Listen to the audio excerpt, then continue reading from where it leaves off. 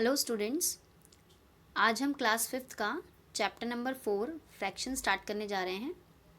इससे पहले हमने 3 चैप्टर्स किए हैं और अब ये नया चैप्टर फ्रैक्शंस का स्टार्ट हो रहा है। ये पार्ट 1 है, आगे भी आपको इसकी सीरीज़ मिलती रहेगी। So let's start. सबसे पहले आइए देखते हैं कि फ्रैक्शंस किसे कहते हैं। What are fractions? Look at the figure given below, it is a whole figure. देखिए, जैसे आप सामने देख रहे हैं कि आपको एक रेक्टेंगल की शेप का फिगर दिख रहा है और इसमें आप देख सकते हैं कि इस रेक्टेंगल को 2 पार्ट्स में बांटा गया है। इस पूरे रेक्टेंगल को जब हमने पार्ट्स में बांटा तो ये वाला पार्ट हाफ है और ये वाला पार्ट भी हाफ है। So we can divide it into 2 equal parts by drawing a line. हमने एक लाइन ड्रॉ करके इसको 2 बराबर भागों में, 2 बराबर पार्ट्स में बांट लिया है। एक होल फिगर को जब हम पार्ट्स में, इक्वल पार्ट्स में डिवाइड कर देते हैं तो वो फ्रैक्शन कहलाता है। उसका हर पार्ट फ्रैक्शन कहलाएगा। Shade only 1 part of the figure. और अगर मैं इसका एक पार्ट शेड कर दूं तो ईच पार्ट इज कॉल्ड 1/2। जैसे कि मैंने अभी बताया कि हम इन दोनों पार्ट्स को, क्योंकि हमने बराबर बांटे हैं, तो ये हाफ पार्ट है। हमने इस पूरे को पार्ट्स में डिवाइड किया तो हमने इसे लिखा 1/2। अब ये 1/2 हमने कैसे लिखा? हमने इस फिगर के 2 पार्ट्स किए थे, तो टोटल 2 पार्ट्स थे और 2 पार्ट्स में पहला पार्ट यानी फर्स्ट पार्ट, 1 पार्ट इसका 1/2 और दूसरा पार्ट भी 1/2, यानी इन्हें हम हाफ भी कह सकते हैं या फिर इसे 1/2 भी कह सकते हैं। आगे बढ़ते हैं। दूसरा फिगर है, आप देख रहे हैं यहाँ पर एक सर्कल बना हुआ है। Look at the figure given below, it is a whole figure. ऐसे ही सर्कल भी पूरा था। इस सर्कल को बीच में से डिवाइड किया गया 2 पार्ट्स में, क्योंकि पार्ट्स 2 हैं। जब आप किसी होल फिगर के पार्ट्स करते हैं तो उसके टोटल पार्ट्स कितने हैं, आपको इस बात पे भी ध्यान देना है। जैसे इस सर्कल के मैंने 2 पार्ट्स किए तो टोटल पार्ट्स 2 हैं, 1 और 1। और अगर ये आप फ्रैक्शन में लिखोगे तो ये बन जाएगा 1/2।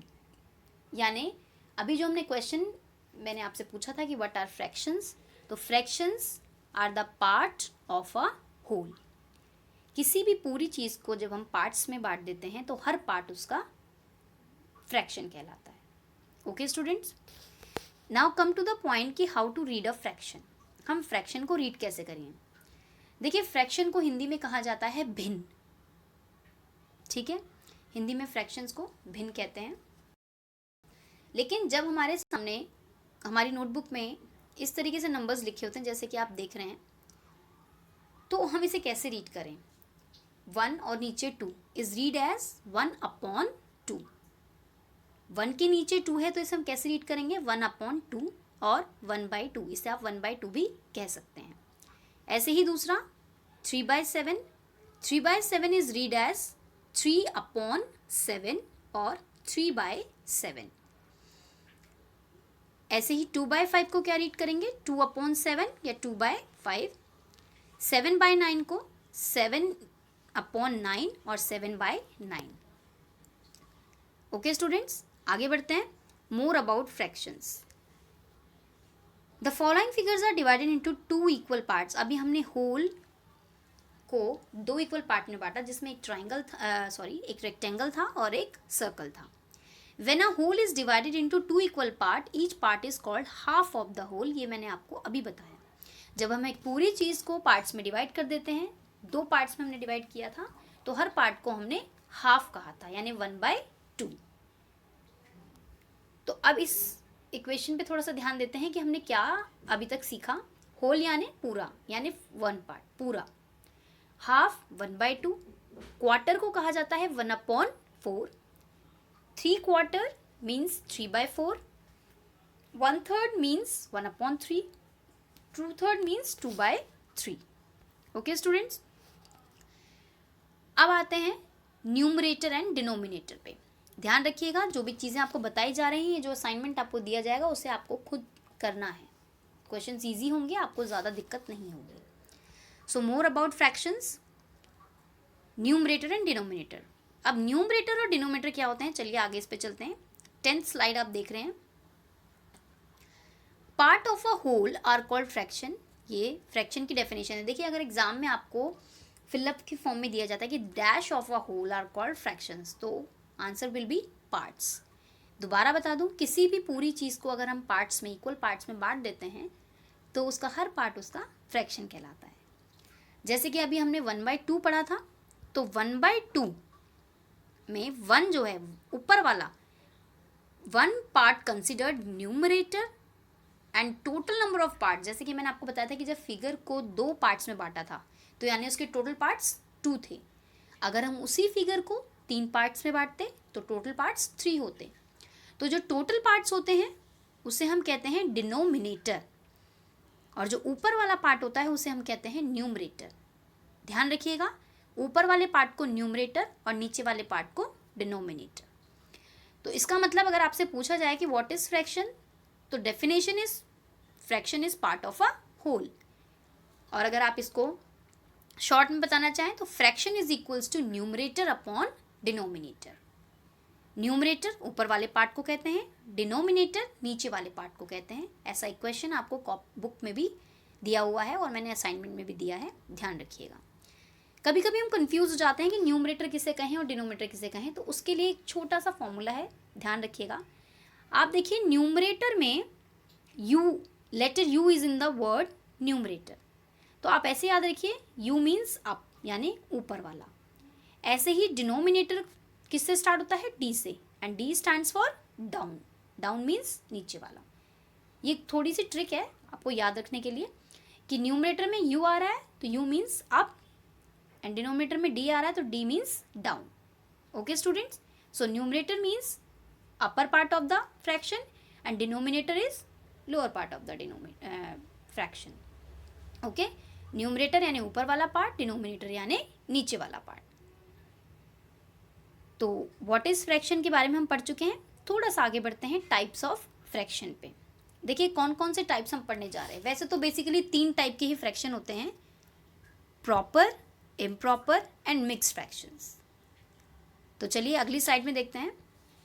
Fractions where numerator is smaller than denominator are called proper fraction. वो फ्रैक्शन जिसमें न्यूमरेटर डिनोमिनेटर से छोटा होता है उसे हम प्रॉपर फ्रैक्शन कहते हैं। जैसे कि आप एग्जाम्पल में देख रहे हैं 1/4, 3/5, 2/7, 4। इसको याद रखने का एक और तरीका है, जैसे कि आपको मार्क्स मिलते हैं 4 में से 1, 5 में से 3, 7 में से 2, 9 में से 4। जब आपको मार्क्स मिलते हैं तो ऐसा तो नहीं होता कि मैम 4 में से 9 नंबर दे देती हैं आपको, नहीं होता ना। 9 में से 4 दे देंगी, 7 में से 2 दे देंगी, 5 में से 3 दे सकती हैं और 4 में से 1 भी दे सकती हैं। तो आप ऐसे याद रख सकते हैं कि जैसे आपको मार्क्स मिलते हैं that are called proper fractions because their numerator is smaller than the denominator. So always remember, when the numerator is smaller than the denominator, that fraction will be called proper fraction. Okay students? Next, improper fractions. It's very simple. देखिए, proper को जब हम उल्टा कर देंगे तो वो improper बन जाएगा। जैसे कि मैंने कहा कि मैम आपको 7 में से 9 नंबर नहीं दे सकती है, ठीक है। तो आप याद रखिए कि जो आपको नहीं मिल पा रहा है, भाई 7 में से 9 नंबर मुझे नहीं मिल सकते, तो वो इम्प्रॉपर फ्रैक्शन है। जैसे कि आप देख रहे हैं यहाँ एग्जाम्पल्स में, यहाँ लिखा हुआ है fractions where the numerator is greater than the denominator are called improper fraction. जब न्यूमरेटर बड़ा हो डिनोमिनेटर से तो वो इम्प्रॉपर फ्रैक्शन कहलाता है।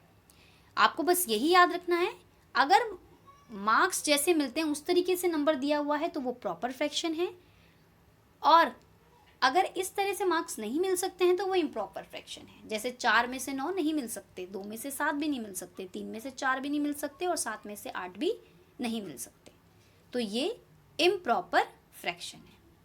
ठीक है, याद रहेगा। दोबारा रिपीट कर रही हूँ, प्रॉपर फ्रैक्शन में न्यूमरेटर बड़ा होता है डिनोमिनेटर से, और प्रॉपर फ्रैक्शन में न्यूमरेटर छोटा होता है डिनोमिनेटर से, और इम्प्रॉपर फ्रैक्शन में न्यूमरेटर बड़ा होता है डिनोमिनेटर से। ओके, चलिए इसके बाद इसी का एक छोटा सा और आगे मैं आपको पार्ट बता दूं। वैसे तो इसके बाद मिक्स फ्रैक्शन बताना है मुझे, लेकिन बीच में इस वाले फ्रैक्शन को कंसिडर करते हैं। इसके आपके क्वेश्चंस भी बुक में हैं। लाइक फ्रैक्शन बहुत सिंपल है। जैसे कि मैंने आपको बताया फ्रैक्शन के दो पार्ट्स, न्यूमरेटर और डिनोमिनेटर। अगर किसी फ्रैक्शन के, इसके लिए आपके पास दो या दो से ज़्यादा फ्रैक्शंस होने ज़रूरी हैं। अगर सभी के डिनोमिनेटर्स सेम है, देखिए यहाँ सबको देख रहे हैं आप, 9999 लिखा हुआ है, 5/9, 3/9, 2/9, 4/9। अगर डिनोमिनेटर्स सेम हैं then it will be called like fractions. Fractions which have same denominators are called like fractions. वो fractions जिनके denominators same होते हैं उन्हें like fractions कहा जाता है। इसी का opposite, वो fractions जिनके denominators different होते हैं are called unlike fractions. जैसे कि यहाँ आप देख रहे हैं 5/9, 3/4, 2/3, 4/5, ये सारे अलग अलग हैं, तो it means it is an unlike fraction. ठीक है। उसके बाद है fractions which have numeral 1 as numerator are called unit fraction. आप यूनिट फ्रैक्शन किसे कहेंगे? यूनिट फ्रैक्शन आप किसे कहेंगे? इसमें एक बात याद रखनी है आपको कि यूनिट फ्रैक्शन में जो भी आपका न्यूमरेटर है, ठीक है, यूनिट फ्रैक्शन में न्यूमरेटर आपका हमेशा 1 होना चाहिए। ठीक है, न्यूमरेटर 1 होना ज़रूरी है। अगर न्यूमरेटर 1 है then it will be called unit fraction. Denominator चाहे कुछ भी हो, न्यूमरेटर अगर 1 है तो वो यूनिट फ्रैक्शन कहलाता है। इसे आप प्रॉपर फ्रैक्शन भी कह सकते हैं क्योंकि 9 में से 1 मिलना पॉसिबल है, बट आपको याद रखना है कि अगर 1 है तो आप उसे यूनिट फ्रैक्शन लिखें तो वो ज़्यादा प्रॉपर होगा। ओके, अब जो लास्ट पार्ट रह रहा था वो मैं आपको बताना चाहूँगी, mix fraction. Mix number include a whole number and a fraction. जो मिक्स नंबर्स होते हैं, जो मिक्स फ्रैक्शन होते हैं, इन्हें मिक्स क्यों कहा जाता है? इसमें एक होल नंबर इंक्लूडेड होता है और दूसरा फ्रैक्शन होता है। होल नंबर जो है उसके कोई पार्ट्स नहीं होंगे। जैसे आप देख रहे हैं एक सर्कल है, सर्कल को पूरा पिंक कलर से किया गया है और ये क्योंकि इसके कोई पार्ट्स नहीं है इसे हम कहेंगे होल नंबर। उसके बाद आप देख रहे हैं दूसरे में फिर से सर्कल बनाया गया है लेकिन उसके पार्ट्स किए गए हैं और ये 8 पार्ट्स में डिवाइडेड है, उसमें एक पार्ट को कलर किया हुआ है। जो पूरा है उसे तो हम 1 लेंगे क्योंकि वो एक पूरा सर्कल है, उसमें कोई पार्ट्स नहीं है। लेकिन जिस सर्कल के पार्ट्स किए गए हैं उसमें 8 में से एक पार्ट को कलर किया गया है। टोटल 8 थे, उसमें से एक, जितने पार्ट्स को कलर किया जाएगा वो ऊपर आएगा और टोटल हमेशा नीचे आएगा। तो एक पार्ट को कलर किया गया था इसलिए 1 ऊपर आया और 8 टोटल पार्ट्स थे इसलिए वो नीचे आया। तो अब ये फ्रैक्शन क्या बन गया? 1 इसे मिक्स फ्रैक्शन का आप याद रखेंगे। मिक्स मतलब मिला जुला। मिक्सचर किस चीज़ का है? एक होल नंबर का और एक फ्रैक्शन का। होल नंबर इसमें पूरा सर्कल कलर किया हुआ था तो 1 हुआ, दूसरे में उस सर्कल के 8 पार्ट्स किए गए तो उसे 1/8 माना गया। ओके, तो ये बन गया 1/8। तो ये हमारा मिक्स फ्रैक्शन है। जितने आपको बताए गए हैं उससे रिलेटेड ही आपको असाइनमेंट भी दिए गए हैं। आपको याद